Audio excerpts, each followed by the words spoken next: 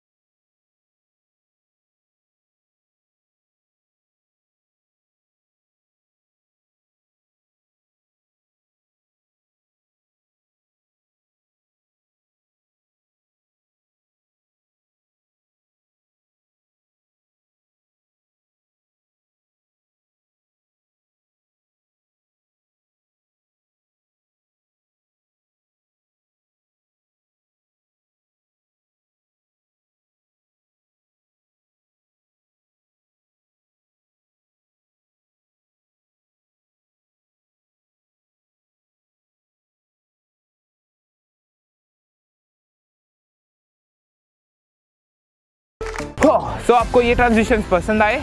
मेरे ख्याल से आए होंगे। तो let's see how to make this type of cinematic transitions for your next cinematic video. So cinematic transitions बहुत यूज होते हैं ट्रैवल वीडियोस में और आजकल तो इन्हें मूवीज और एडवर्टाइजमेंट्स में भी यूज किया जा रहा है।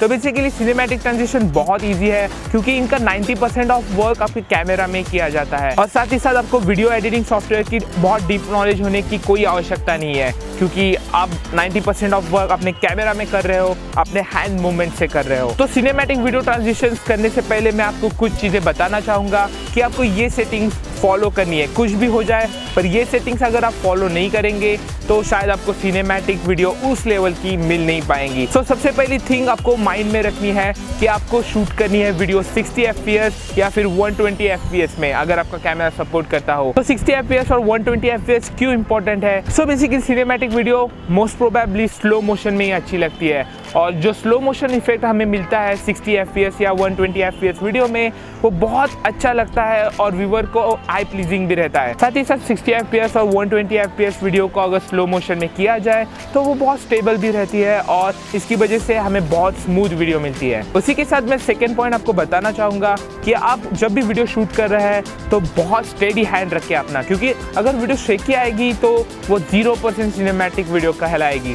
तो बेसिकली आपको हर बार आप जब वीडियो शूट कर रहे हैं तब आपको स्टेडी हैंड रखना है या फिर आप स्टेबिलाइजर यूज़ कर सकते हैं अगर आपके पास हो, या फिर आप गोरिल्ला पॉड जैसे ट्राइपॉड्स यूज़ कर सकते हैं जो कि आपको बेटर ग्रिप देगा आपके DSLR कैमरा पे। और थर्ड चीज़ मैं आपको बताना चाहूँगा, अगर आपका कैमरा सपोर्ट करता है फ्लैट पिक्चर प्रोफाइल तो हर बार अपनी वीडियो फ्लैट पिक्चर प्रोफाइल में शूट कीजिएगा। तो basically flat picture profile help करता है पोस्ट प्रोडक्शन में। आप जब अपनी वीडियो कलर ग्रेड करेंगे तो फ्लैट पिक्चर प्रोफाइल बहुत हेल्प करेगा। और ट्यूटोरियल शुरू करने से पहले मैं आपको बताना चाहूँगा कि आप सिनेमैटिक वीडियो या फिर seamless transition in your cinematic video किसी भी कैमरा से निकाल सकते हैं। अगर आपके पास DSLR कैमरा नहीं है तो कोई फ़र्क नहीं पड़ता, just grab your point and shoot camera और the smartphone camera which is inside your pocket, just go outside and shoot. Just मैं जो बता रहा हूँ वो फॉलो कीजिए। किसी भी कैमरे के साथ आप सीमलेस ट्रांजिशंस वीडियो निकाल सकते हैं, कोई प्रॉब्लम नहीं आएगा।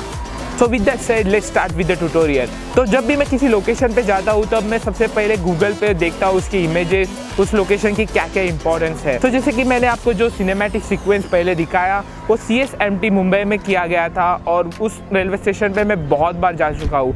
तो बेसिकली मुझे पता था मैं क्या कैप्चर करने वाला हूँ और मुंबई लोकल के मुझे स्पेसिफिक थिंग्स पता थे कि क्या क्या इंपॉर्टेंट है और क्या क्या इंपॉर्टेंट नहीं है। तो उसी तरीके से मैंने मेरी वीडियो शूट करना चालू किया। सो बाद में जब आप लोकेशन पे पहुंचोगे जहाँ पे आपको वीडियो शूट करना है तो सबसे पहले आपको माइंड में रखना है, जब भी आप वीडियो रिकॉर्डिंग का बटन दबाएंगे अपने DSLR कैमरा में या फिर अपने स्मार्टफोन कैमरा में, जब भी आप वो बटन दबाएंगे वीडियो शूट करने का, जब वीडियो स्टार्ट होगी शूट होने की तब आपको आपका कैमरा कुछ मोशन में लाना है। आप किसी भी डायरेक्शन में मोशन में ला सकते हैं, उसके लिए कोई लिमिट नहीं है। और जब आप वीडियो शूट का बटन दबाएंगे और मोशन में लाएंगे, तब अपने सब्जेक्ट पे आप फोकस कीजिए, जो आपको दिखाना है वहाँ पे आप अपना कैमरा स्टेबल रखें। और बाद में आप जब वीडियो एंड करना चाहेंगे उस टाइम भी अपना कैमरा वापस किसी डायरेक्शन में मोशन में लेके जाइए, और बाद में आप वीडियो एंड का बटन दबा सकते हैं। तो इसकी वजह से होगा ये कि हमें वीडियो की शुरुआत में मोशन ब्लर मिलेगा और वीडियो के एंड में मोशन ब्लर मिलेगा, जो कि हमारे कैमरा मूवमेंट की वजह से क्रिएट होगा। तो उस मोशन ब्लर के लिए आपको कोई भी थर्ड पार्टी सॉफ्टवेयर यूज़ नहीं करना होगा, वो सीधा आपके कैमरा लेंस में कैप्चर होगा, क्योंकि आप अपना कैमरा एक मोशन में हिला रहे हैं। तो आप अपना कैमरा किसी भी डायरेक्शन में मोशन ब्लर के लिए हिला सकते हैं, इसके लिए कोई लिमिट नहीं है। चाहिए आप तो अप साइड जा सकते हैं, या फिर डाउन साइड जा सकते हैं, या फिर आप जूम जा सकते हैं, या फिर जूम आउट हो सकते हैं। इसके लिए कोई लिमिट नहीं है। आप अपने क्रिएटिव माइंड का यूज़ करके आप कैसे भी अपने डायरेक्शंस को यूज़ कर सकते हैं। पर मैं यहाँ पे एक एडवाइस देना चाहूँगा, अगर आप किसी वीडियो के स्टार्ट में लेफ़्ट टू राइट पैनिंग कर रहे हैं और उस वीडियो के एंड में लेफ़्ट टू राइट पैनिंग ही कर रहे हैं, तो आप जो नेक्स्ट वीडियो निकालेंगे, जो आपको उस वीडियो के बाद में चाहिए, उस वीडियो में भी अगर लेफ़्ट टू राइट पैन से आप शुरुआत करेंगे तो वो वीडियो अच्छे से मैच होगी सीमलेस ट्रांजिशंस में। सो अगर आप ये फॉलो नहीं करेंगे तो शायद आपकी सीमलेस ट्रांजिशन उतनी अच्छी ना हो जितनी आपको मिल सकती है ये रूल फॉलो करने के बाद। इसीलिए मैं कहता हूँ, अगर आप वीडियो प्लान करके जाएंगे तो ही आप अच्छी तरीके से सीमलेस ट्रांजिशन ले पाएंगे। तो मेरे नेपाल ट्रिप में मैंने बहुत अच्छे से प्लान किया था कि मैं किस डायरेक्शन में जाऊँगा, किस डायरेक्शन में मेरा नेक्स्ट लोकेशन का शूट होगा। तो इसकी वजह से मुझे बहुत अच्छे सीमलेस ट्रांजिशंस मिले और उसकी वजह से वीडियो भी बहुत अच्छी सिनेमैटिक आई। सो बेसिकली जो मुंबई CST का जो मैंने सिनेमैटिक सीक्वेंस लिया है उसमें मैंने इतनी प्लानिंग नहीं की थी, पर तब भी मैंने कुछ डायरेक्शंस रॉन्ग किए हैं। उससे कोई फ़र्क नहीं पड़ा क्योंकि मैंने स्पीड रैम्पिंग में उन्हें सॉल्व किया है, वो मैं आपको एडिटिंग में दिखाऊंगा। So let's move to how to edit seamless transitions in your computer in your Adobe Premiere Pro. Okay guys, अभी आप देख रहे हैं मेरी कंप्यूटर स्क्रीन।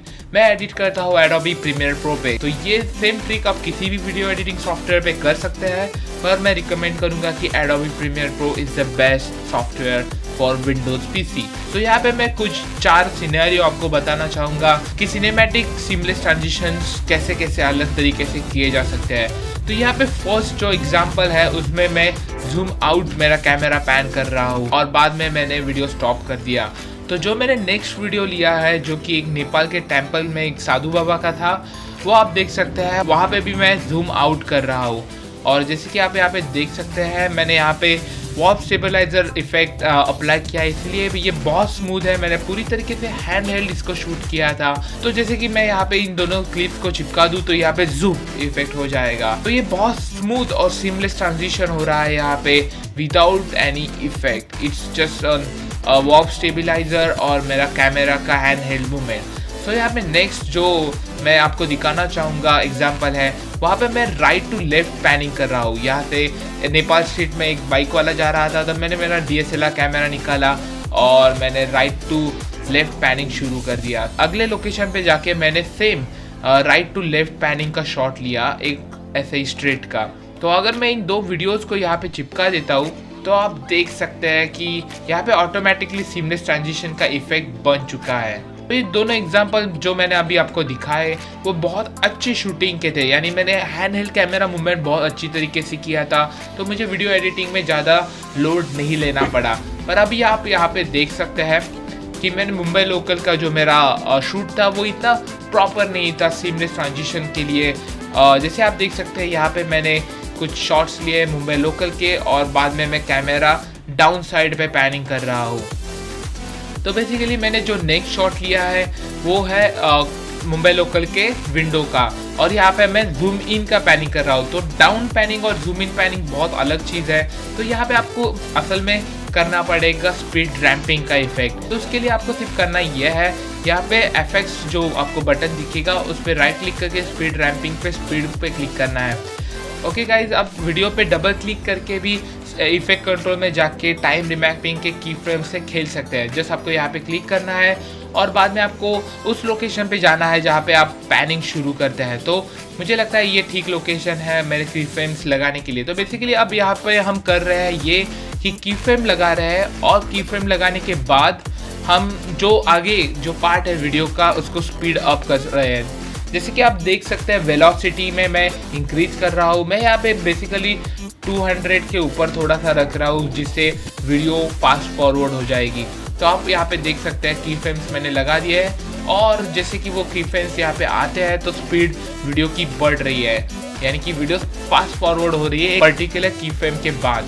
जैसे कि आप देख सकते हैं यहाँ पे 100 वेलोसिटी है और की फ्रेम जैसे चालू होते हैं वैसे स्पीड वेलोसिटी वीडियो की बढ़ जाती है। सेम वैसे ही आपको करना है नेक्स्ट क्लिप के लिए। जैसे कि आप देख सकते हैं यहाँ पे मैं डाउन पैनिंग कर रहा हूँ कैमरा से और यहाँ पे मैं जस्ट जूम इन कर रहा हूँ मेरे कैमरा से। जस्ट हैंड हेल्ड मोशन है, बहुत शेकी है क्योंकि आपको पता ही है मुंबई लोकल इतनी भी स्मूथ नहीं चलती। यहाँ पे भी सेम करना है, टाइम रिमैपिंग स्पीड पे क्लिक करके वीडियो पे डबल क्लिक कीजिएगा, एडिट कंट्रोल पे जाइएगा और टाइम रिमैपिंग की फ्रेम्स के साथ खींचिएगा। तो अब हम यहाँ पे शुरुआत के वीडियो के शुरुआत में एक्चुअली टाइम रिमैपिंग करेंगे, यहाँ पे की फ्रेम्स रखेंगे।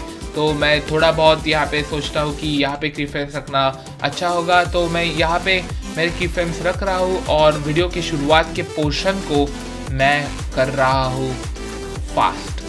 आप उसको ईज इन और ईज आउट कर सकते हैं। इससे क्या होता है कि स्मूथली वीडियो ट्रांजिशन होता है स्पीड में उसके। तो जैसे कि आप देख सकते हैं दोनों की फ्रेम बहुत परफेक्टली मैच हो रहे हैं। तो बेसिकली ये मैच क्यों हो रहा है, क्योंकि जो पहले वीडियो का एंड है वहाँ पे हमने स्पीड बम्प की है, स्पीड बढ़ाई है, और जो दूसरे वीडियो की स्टार्ट है वहाँ पे भी हमने स्पीड बम्प की है। तो बेसिकली यहाँ पे डायरेक्शन ऑफ पैनिंग मैच नहीं हो रही है, पर यहाँ पे speed of the video match हो रही है। इसकी वजह से हमें सीमलेस ट्रांजिशन का इफेक्ट मिल जाता है। तो यहाँ पे मैं नेक्स्ट एग्जांपल आपको दिखाना चाहूँगा। यहाँ पे भी मेरे डायरेक्शन बिल्कुल भी चूक चुके हैं, कोई भी सीमलेस ट्रांजिशन के लिए ऐसे डायरेक्शन नहीं लेगा। तो यहाँ पे आप देख सकते हैं मैं कर रहा हूँ right to left panning for my first video, और बाद में मैंने मेरे सेकेंड वीडियो के लिए पैनिंग किया लेफ्ट टू राइट। तो ये बिल्कुल भी अपोजिट पैनिंग है। तो ये बेसिकली अपोजिट पैनिंग होने के बाद भी फिलहाल अच्छा लग रहा है। कोई भी बता सकता है कि ओके इट्स फाइन, पर इसको और भी अच्छा बनाने के लिए आप वापस स्पीड रैम्पिंग इफेक्ट यूज़ कर सकते हैं। एफएक्स बटन पे राइट क्लिक करके टाइम रिमैपिंग पे क्लिक करके स्पीड पे क्लिक करके आप स्पीड रैम्पिंग के फ्रेम्स यहाँ पे एडिट कंट्रोल्स पे कर सकते हैं। आपको वापस वही सेम करना है, वीडियो के एंड में जाके वीडियो की स्पीड को बढ़ाना है और उसके बाद आपको वीडियो को और सिनेमैटिक बनाना है। तो आप बेसिकली साउंड इफेक्ट्स ऐड कर सकते हैं, जो वूश साउंड होते हैं, जो आपने बहुत सारे वीडियोस में देखे होंगे। मैं उनकी लिंक इस वीडियो के डिस्क्रिप्शन में दे रहा हूँ, वहाँ से आप डाउनलोड कर सकते हैं और बाद में आप वीडियो को और कलर ग्रेड कर सकते हैं और बाद में जस्ट उसको सिनेमा स्कोप चढ़ा दीजिए और आपकी वीडियो हो गई सिनेमैटिक। एक बात याद रखिएगा, सिनेमैटिक शॉट्स ऐसे ही नहीं होते, एक स्टोरी कन्वे होनी चाहिए आपके सिनेमैटिक शॉट से, लोगों के एक्सप्रेशन शेयर होने चाहिए जैसे कि व्यूअर इमोशनली कनेक्ट हो सके आपके वीडियो से। सो दैट्स इट गाइस, जैसे कि आपने देखा बहुत इजी था इस तरीके के वीडियोस एडिट करना और इस तरीके के वीडियो शूट करना भी इजी है। अगर आप प्रैक्टिस करेंगे इस तरीके की वीडियो शूट करने की तो आप 100% डेफिनेटली इम्प्रूव होंगे और शायद आप सैम कोल्डर या पीटर मैकेनिंग की लेवल तक भी पहुंच जाए। बहुत इजी है, जस्ट प्रैक्टिस प्रैक्टिस प्रैक्टिस, यही मैं आपको कहूँगा। तो आप मुझे कभी भी मैसेज डाल सकते हैं अगर आपको कोई क्वेश्चन है इस ट्यूटोरियल के related, just comment down below या फिर आप मुझे इंस्टाग्राम पे सीधा मैसेज कर दो, मैं आपको 100% रिप्लाई करूंगा। और आपका वर्क देखने के लिए भी मैं बहुत एक्साइटेड हूँ। आप मुझे आपके वर्क के लिंक्स इंस्टाग्राम पे सेंड कर सकते हैं। तो that's it guys for this tutorial. I hope you learn something new और मैं मिलता हूँ आपको नेक्स्ट वीडियो में नेक्स्ट संडे। मुझे पता है मैं संडे फॉलो नहीं कर रहा हूँ, पर मैं ज़रूर ट्राई करूँगा। अभी न्यू लोकेशन पे भी हूँ, यहाँ पे कोई प्रॉब्लम नहीं है शूट करने के लिए। So that's it guys, thank you for watching and I will catch you guys in the next one. Stay awesome, stay creative.